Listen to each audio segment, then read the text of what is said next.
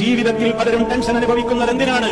എനിക്ക് പലതും ഇല്ല എന്ന തോന്നൽ, മറ്റുള്ളവർക്ക് പലതും ഉണ്ട് എന്ന തോന്നൽ, ഞാൻ എന്താ ഇങ്ങനെ എന്ന തോന്നൽ, എനിക്കെന്താ എപ്പോഴും ഇങ്ങനെ കഷ്ടപ്പാടെന്ന തോന്നൽ. അവർ പഠിക്കേണ്ട പാഠം റഹ്മാനായ റബ്ബിന്റെ കയ്യിലാണ് റിസ്കിന്റെ നിശ്ചയം. അത് ഏറും, ചിലപ്പോ കുറയും.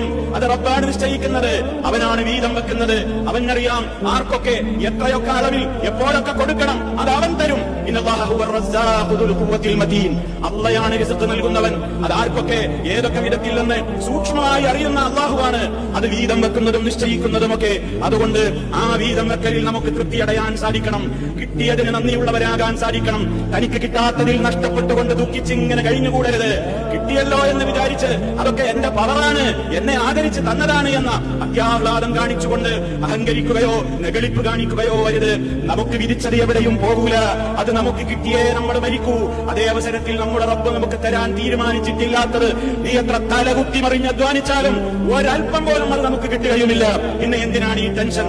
അതുകൊണ്ട് റബ്ബിന്റെ തീരുമാനത്തിൽ തൃപ്തിയടഞ്ഞവർക്ക് വിജയിക്കാനാവുകയുള്ളൂ എന്ന പാഠമാണ്